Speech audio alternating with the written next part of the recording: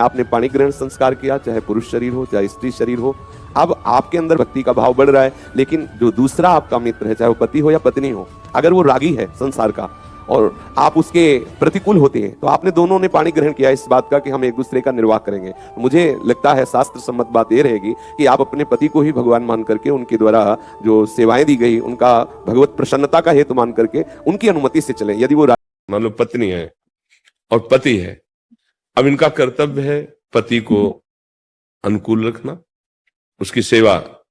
अब उसका कर्तव्य है पत्नी की कामनाओं की पूर्ति करते हुए दुलार करना, क्योंकि वो शरणागत है, एक तरह से पूर्ण समर्पित है, अपने परिवार को त्याग कर तुम्हारा आश्रय लिए।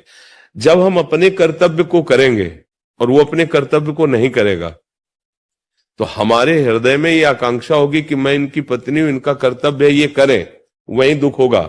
और ये है कि ठीक है आपको जैसा मन आवे वैसा करो, लेकिन मेरा जो कर्तव्य है मैं उसको करूंगी।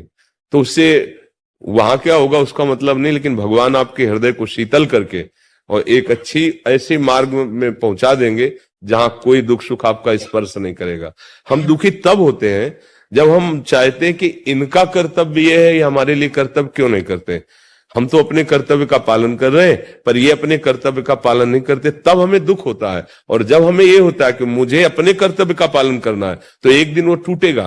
हम आपको प्यार कर रहे हैं तो आप हमें प्यार कीजिए, अगर हम आपको ऐसा करते तो आप हमारे साथ ऐसा कीजिए, अगर ऐसा नहीं करते हैं तो फिर आप हमारे विरोध के पात्र बन जाएंगे। इसी का नाम संसार है।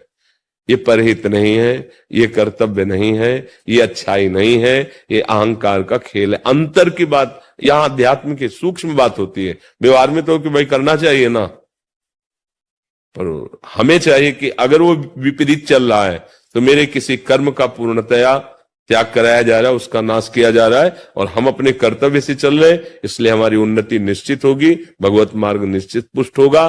पर कोई सत्संगी ही बात सह सकता है, अन्यथा प्राय ऐसा रहता है कि हम करते हैं तो आपको भी हमसे प्यार करना चाहिए, हम आपके सामने झुकते हैं तो थोड़ा तो आपको भी। ये संसार में चलेगा, परमार्थ में नहीं चलेगा। परमार्थ में कि हम आपको प्यार करेंगे, आप हमें गाली दीजिए, आप हमारा अपमान कीजिए, मैं अपनी निष्ठा से नहीं डिगूंगा और एक दिन आपको अपने अनुकूल बना के दिखाऊंगा। भूल करती तो अभी तो धोखा है। अपने तो प्रभु है और वो कभी धोखा कर नहीं सकते। आपने प्रभु को अपना नहीं माना ना, तो देखो भूल कर ही ना, और वो कभी धोखा देते नहीं, प्रभु कभी नहीं धोखा देते, नहीं देते। अभी उनको उनका परिचय आपको मिला नहीं, इसलिए वो कभी धोखा नहीं। वो सत्य है, वो सच्चिदानंद है, और यहां कोई प्यार नहीं करता, सब धोखा है।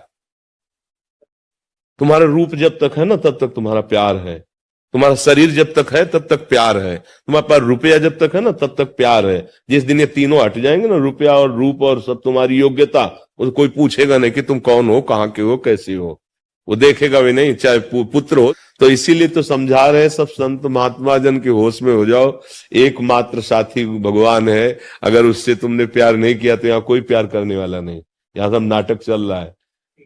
तो इसलिए हमें तो लगता है कि ड्रामे का खेल चल रहा है माया का, तो इस ड्रामे से बचने की कोशिश की जाए।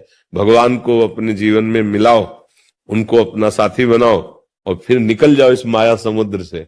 यहाँ कोई सहयोगी नहीं है, नहीं हम कोई